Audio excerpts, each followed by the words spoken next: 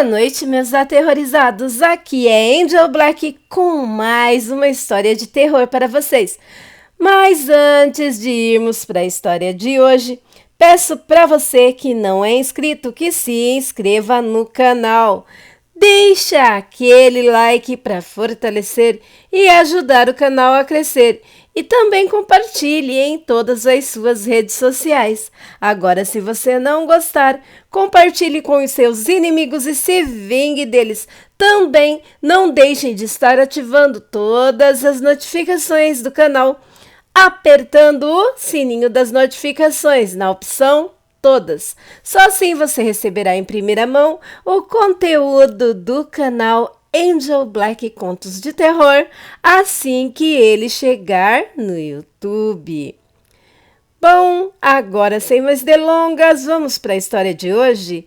História, conto ou relato, você decide se acredita ou não. Lembrando sempre que eu, Angel Black, acredito sim e muito no sobrenatural. A fonte do relato estará na descrição do vídeo. E a história de hoje é: seria um lobisomem o protetor das cabeças de Exan? Sim ou não? Vamos lá? A maldição de Exan. Pedras no formato de cabeças invocando um guardião aterrorizante. A descoberta de duas pedras esculpidas na forma de cabeças humanas, achadas enterradas em um jardim nos fundos de uma casa, não pareciam ser nada demais. Entretanto, foi apenas quando uma presença invisível começou a atormentar a vizinhança que o pesadelo teve início. Era uma tarde como qualquer outra em fevereiro de 1972. Colin Robson, de 15 anos, estava cuidando do jardim de sua família em Exan, uma cidade a cerca de 30 quilômetros de Newcastle, no noroeste da Inglaterra.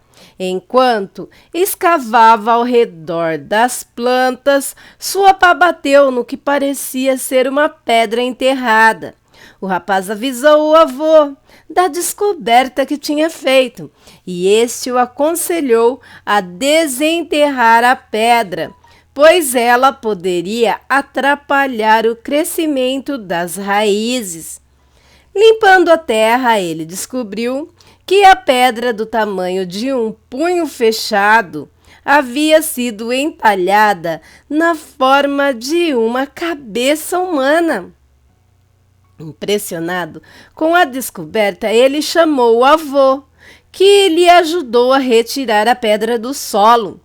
Logo a seguir, encontraram uma segunda pedra do mesmo tamanho e com o mesmo formato.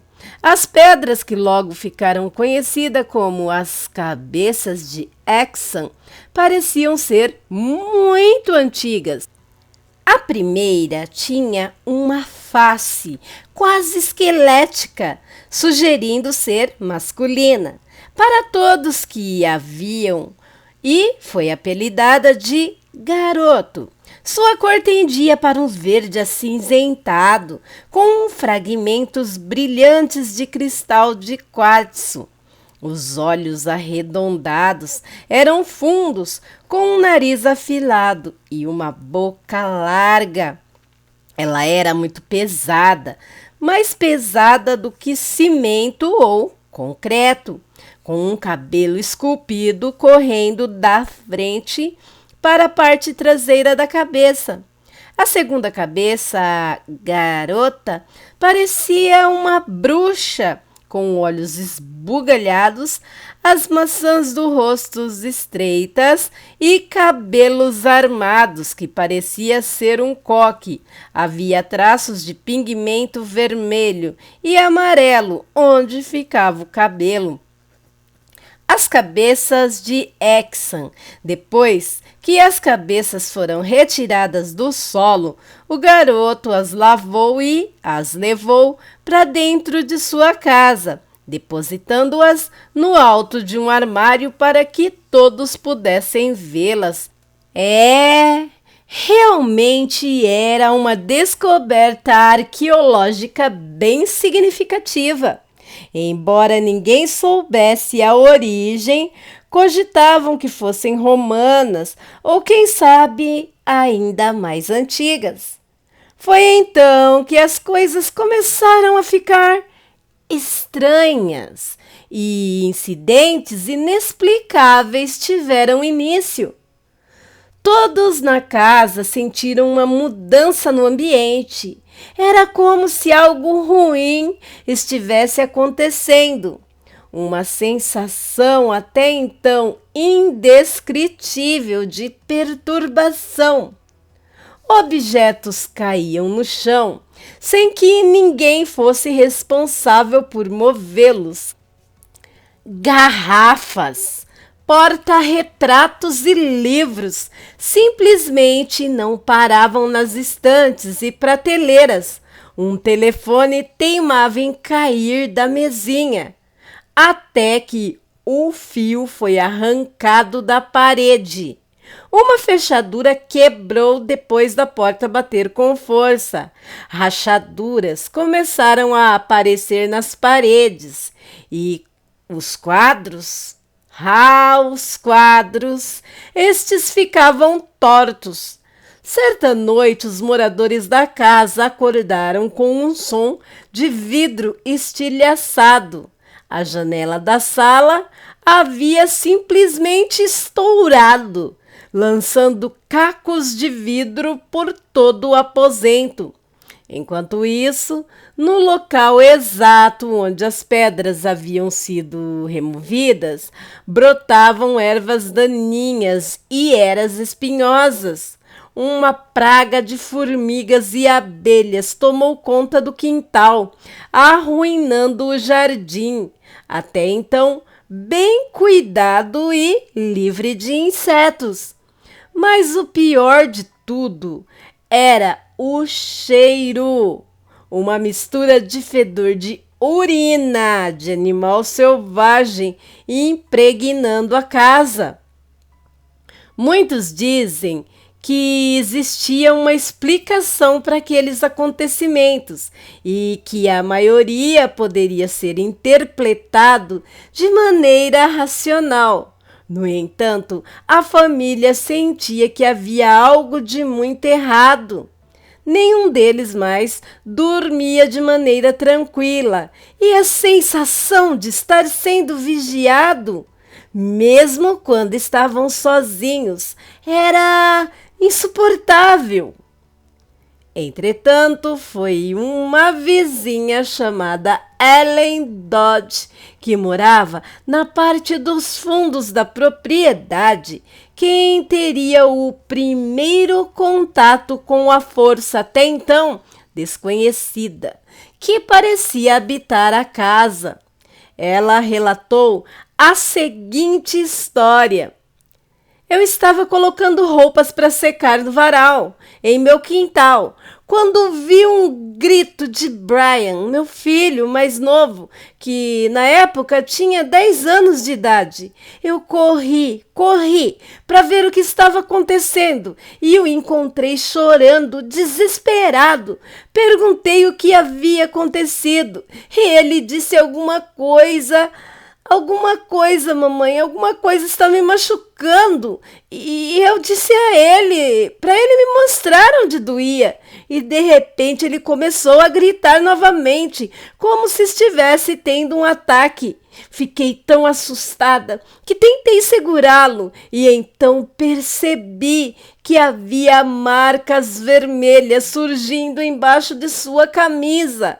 Quando levantei a blusa do meu filhinho, vi marcas arredondadas nas costas e na barriga dele, como se fossem mordidas de algum animal.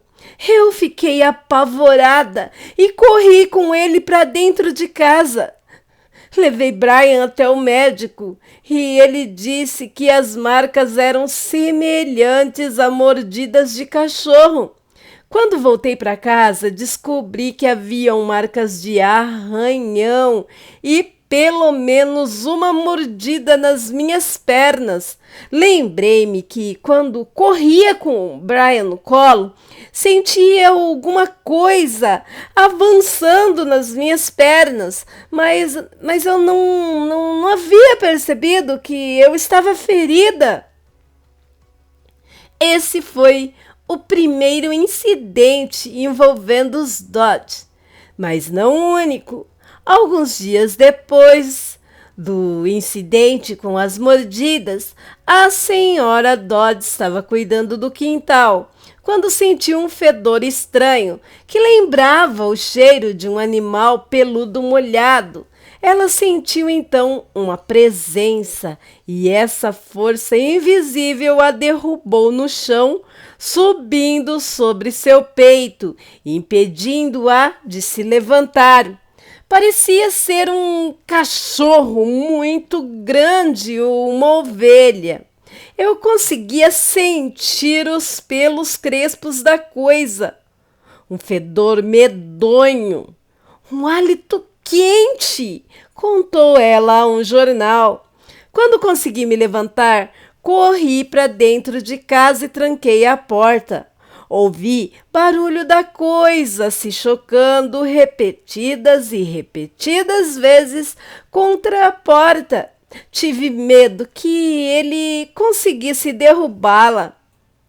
Já na casa ao lado, os incidentes perturbadores continuavam.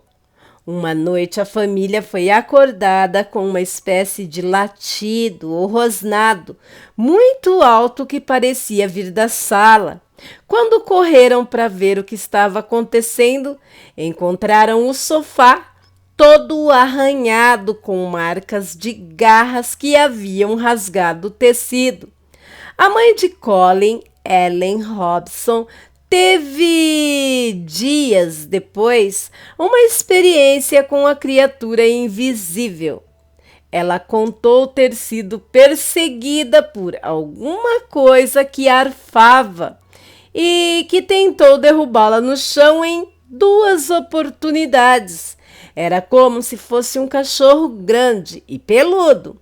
Avançava nas minhas pernas, tentando me derrubar.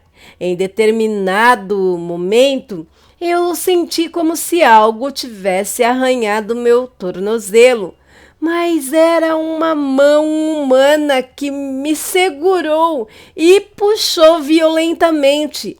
Eu consegui escapar e algumas pessoas que passavam na rua me socorreram.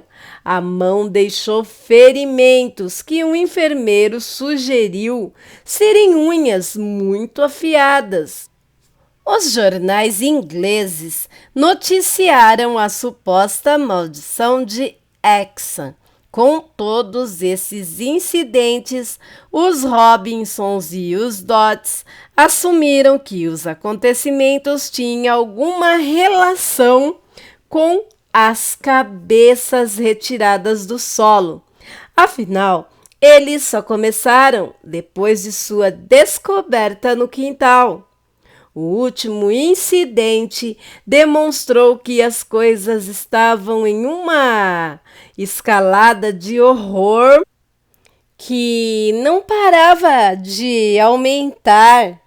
Só para ver, Colin e a sua irmã Daniela estavam voltando da escola e encontraram a porta da frente da casa escancarada.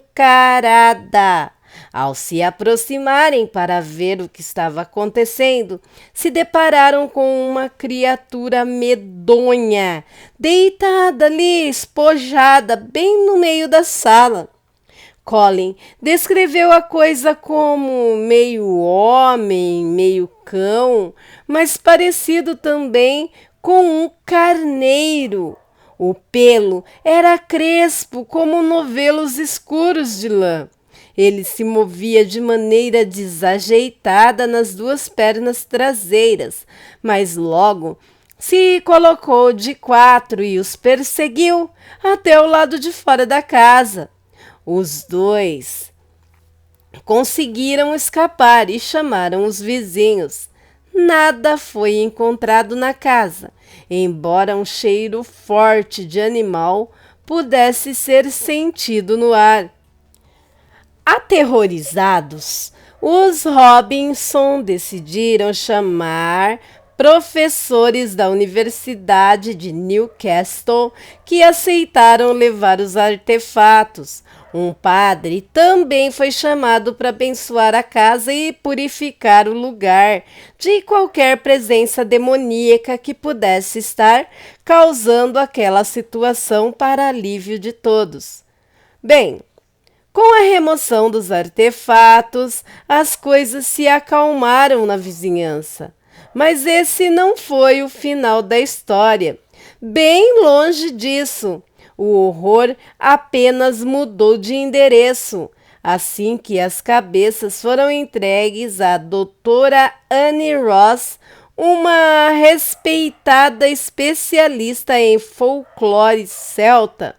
A doutora pediu permissão, então, para levar as peças até a sua casa, onde passou a realizar estudos para determinar a sua origem e significados.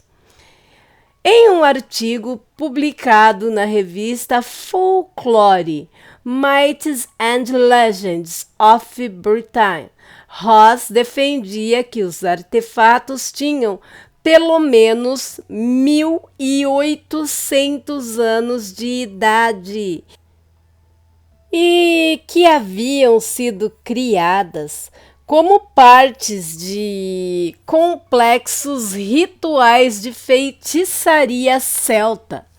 Os celtas consideravam que a cabeça humana era a fonte suprema de poder espiritual.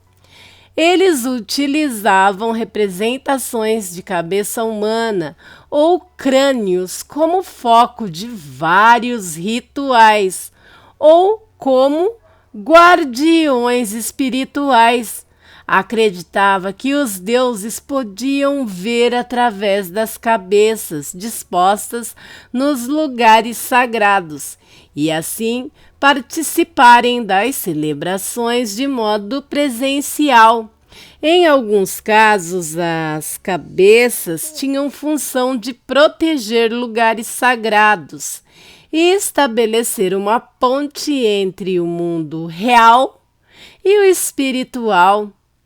Quando as cabeças foram removidas da casa dos Robinsons e a doutora Ross tomou posse delas e, ao que parece, a maldição foi transferida para ela. Eu jamais poderia acreditar nessas coisas. Como acadêmica, era algo que eu não poderia conceber. Apesar de estar ciente dos acontecimentos narrados pela família Robinson, aqueles que encontraram os artefatos, confesso que não dei muita atenção ao que eles me contaram. A opinião de Anne mudaria drasticamente quando ela própria experimentaria algo inexplicável. Cerca de 2 semanas depois de levar os artefatos para sua casa, nós sempre mantivemos a luz do hall acesa, as portas abertas, porque nosso filho tinha medo do escuro. Em uma noite acordei com uma sensação estranha, como se tivesse sofrido um pesadelo e ainda estivesse confusa. Estava muito frio no quarto e levantei para ver se a janela estava aberta. Era como se uma atmosfera sinistra e congelante envolvesse todo o quarto. Algo fez com que eu fosse até o corredor ver como estava meu filho. E lá me deparei com algo totalmente inesperado. Ele tinha quase 2 metros de altura, mas se movia inclinado, não totalmente ereto. Era escuro e peludo e parecia preto contra a parede branca. Era meio animal e meio homem. A parte superior de um lobo e a inferior de um homem. Seu corpo era coberto de pelagem escura e comprida. O cheiro era horrível. Olha, lembrava o fedor de uma carcaça apodrecida. Ele imediatamente caiu de quatro no chão e pude ver que suas patas terminavam em mãos de gente. Ele então arreganhou os dentes, mostrando as presas, e rosnou como se fosse uma fera. Eu gritei e, no momento seguinte, ele simplesmente desapareceu. Eu fiquei aterrorizada. Foi a experiência mais horrível da minha vida, algo que eu jamais esquecerei. Mas esse não foi o final da história. Poucos dias depois, convencida que havia tido um pesadelo desperto, a doutora Ross recebeu o telefonema de uma senhora que trabalhava como babá cuidando do filho da senhora Ross. A mulher, uma pessoa muito equilibrada, chamada Nora James, não falava coisa com coisa e gritava sem parar no telefone. Anne correu para casa e, ao chegar lá, encontrou Nora do lado de fora com a criança no colo e alguns vizinhos a ajudavam. Ela contou ter ouvido um barulho na sala, como se algo tivesse caído, e foi, até lá para ver o que estava acontecendo. Quando abriu a porta, uma coisa grande e escura pulou em cima dela. Nora descreveu a coisa como um lobo que corria de quatro, embora da cintura para baixo parecesse um homem. A babá conseguiu se desvencilhar da coisa que tentou agarrá-la e subiu até o quarto, onde se trancou. Se trancou lá com a criança que estava sob sua responsabilidade. Lá aguardou, ouvindo a coisa espreitando do lado de fora. Só quando ficou em silêncio, ela agarrou a criança e correu o mais rápido que pôde para fora da casa. Nora pediu suas contas e a doutora Anne Ross decidiu devolver as peças para a universidade. E ela relatou esses acontecimentos cerca de 10 anos depois deles terem transcorridos. Eu temia que as pessoas pudessem interpretar errado, que talvez achassem que eu estava tentando me promover. Seja como for, achei que era melhor não falar sobre o ocorrido. Após se livrar das peças e de todos os objetos de folclore celta que tinha em casa, as coisas voltaram ao normal. As cabeças de Exxon foram deixadas sob os cuidados da Universidade de Newcastle, mantidas sob os cuidados do Departamento de História Antiga, e até onde se sabe, nada mais estranho aconteceu posteriormente. Então, em meados de 1974, ocorreu uma nova reviravolta na história. Um motorista de caminhão chamado Desmond Kruger anunciou que era o dono das peças e que elas não tinham mais de 16 anos. Elas não eram objetos criados para rituais religiosos pelos antigos celtas, não, e sim peças entalhadas por Kruger para sua filha Nancy.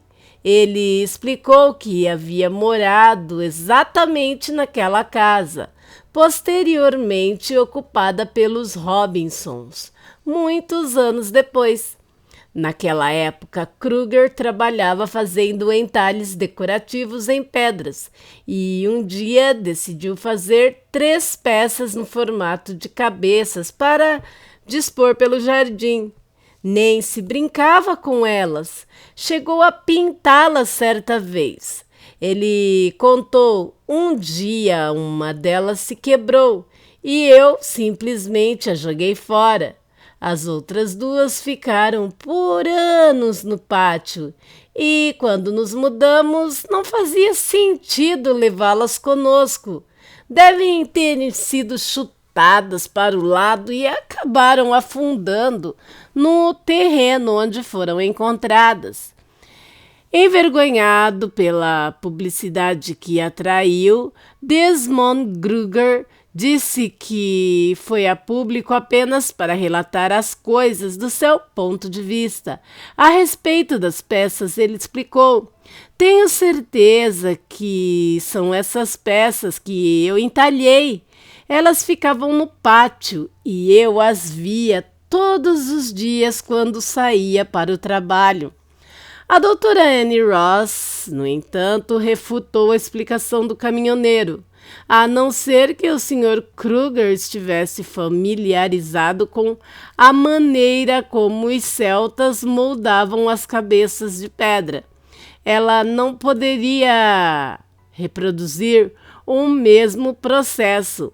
As peças, no entender da doutora e de outros estudiosos que as examinaram, seriam genuínas e a sua origem, sim, era celta. Uma análise científica surpreendente foi incapaz de determinar a idade precisa dos artefatos e quando eles foram trabalhados, ou melhor, entalhados. O método, no entanto, segundo especialistas, estava em conformidade com o processo de entalhe dos povos celtas. Se as pedras são de fato artefatos de origem celta, não é difícil imaginar que elas realmente carregassem consigo uma maldição. Segundo muitas superstições, cabeças entalhadas ou crânios humanos colocados em templos ou em lugares sagrados eram considerados objetos importantes e, quando removido de seu lugar original, podiam amaldiçoar os envolvidos. Lendas desse tipo não eram raras, aliás, não são raras, e de fato aparecem em várias culturas. São uma maneira eficaz de conter a ação de saqueadores e ladrões de tumbas, interessados em surrupiar tais objetos e vendê-los. Boatos sobre maldições estão presentes em várias culturas, dos egípcios aos astecas e, é claro, entre os celtas. Mas o que dizer da criatura bizarra, meio homem e meio lobo, que estaria associado com as cabeças de Exan? O folclore celta é rico em monstros e demônios e também criaturas espirituais. Lobisomens e homens com traços de animais estão presentes em diversos mitos gaélicos, na qualidade de servos e de agentes das divindades que compõem o rico panteão celta. Nessa interpretação, a criatura espiritual poderia ter sido vinculada às cabeças de Exan, como sua protetora direta, e assim erguendo-se contra qualquer um que reclamasse a posse dos artefatos. Além disso, o mito do lobisomem entre os povos celtas se difere e muito das pelo povo teutônicos e também do restante da Europa. O lobisomem não era tratado como um monstro selvagem, mas como uma espécie de guardião ou protetor, conhecidos pelo nome de Fauladog ou Conroche. Esses seres eram mais espirituais do que de carne e osso e podiam ser invocados para cumprir missões de caráter religioso. Mas se o lobisomem estava lá para proteger os artefatos, por que a fera parou de se manifestar quando as peças foram levadas para a Universidade de Newcastle? Um detalhe final na história torna tudo ainda mais estranho e curioso.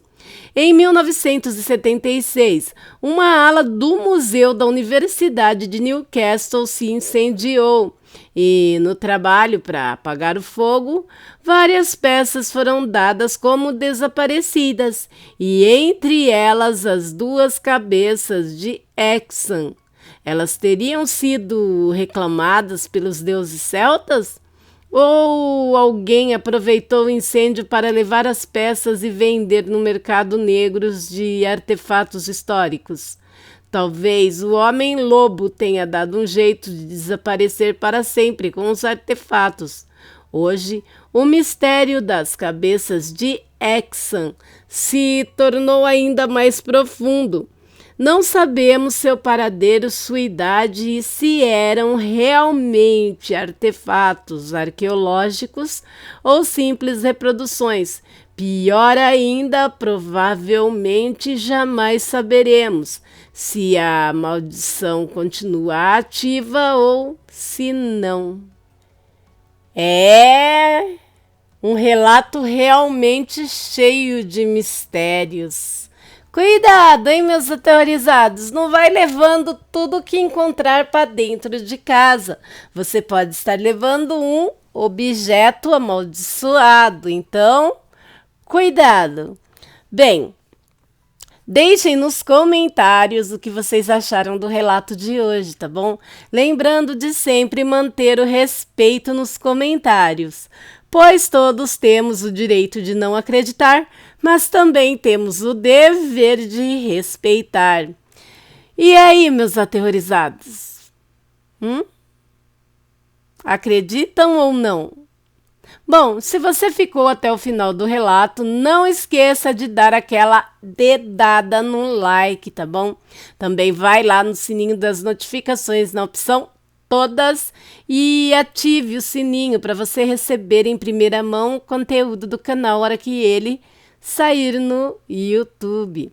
E também compartilha com mais gente que gosta desse tipo de conteúdo. E assim a nossa família crescerá cada dia mais, tá bom? E nossa família crescendo, receberemos mais contos, relatos e histórias para que eu possa estar compartilhando com vocês, meus amores. E falando em relatos, você que passou por uma experiência traumática ou não com o sobrenatural, manda seu relato para mim que eu estarei compartilhando com todos do canal. Se você não passou experiência nenhuma, mande a história de alguém que passou, ou você que cria aquele conto maravilhoso que nos mata de medo, manda também, tá bom? O e-mail do canal é luzsonjavermelha@gmail.com, mas também estará anexado na descrição do vídeo. Na descrição do vídeo você vai encontrar também o meu Instagram. Vai lá, me segue, manda um direct que assim que possível eu te respondo. Também você vai encontrar lá o link da página Guardião Sinistro, do canal do Guardião Sinistro, todos os canais que eu recomendo. Vai encontrar também o link de um grupo de WhatsApp criado por uma amiga muito querida, onde vocês poderão se encontrar, conversar, trocar ideia, entre outras coisas.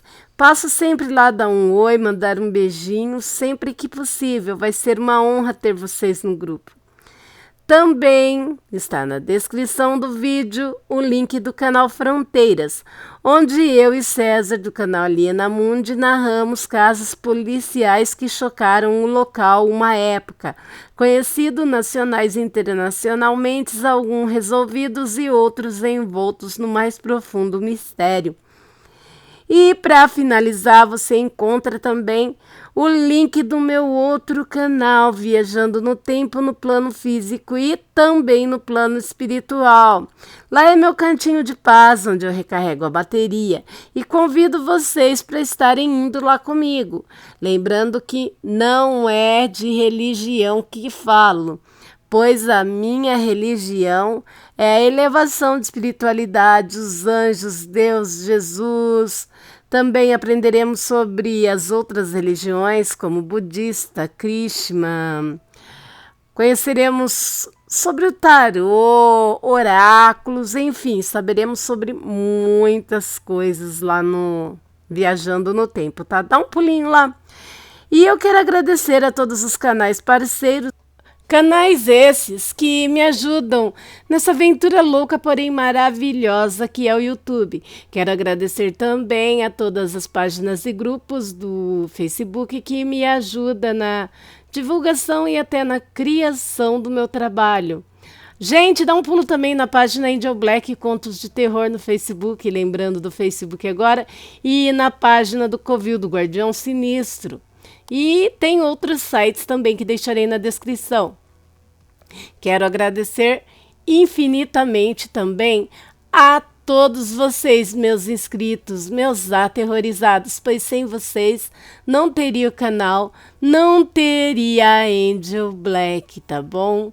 Quero mandar um beijo aqui para Luciene, para Mila, para Micaia, para Rose, para o Tauan, enfim, para vários dos meus colaboradores, Francisco, olha, Jerônimo, Luciene e entre outros, conforme eu for lembrando, eu vou falando durante os outros relatos, tá bom? Logo teremos live para matarmos a saudade. Abayomi, beijo! Então, vou parando por aqui, já deixando com vocês o meu coração, pois vocês já moram nele, porque ele pertence a vocês. Boa noite, meus aterrorizados, e tenham bons sonhos. Amo vocês demais. Mua!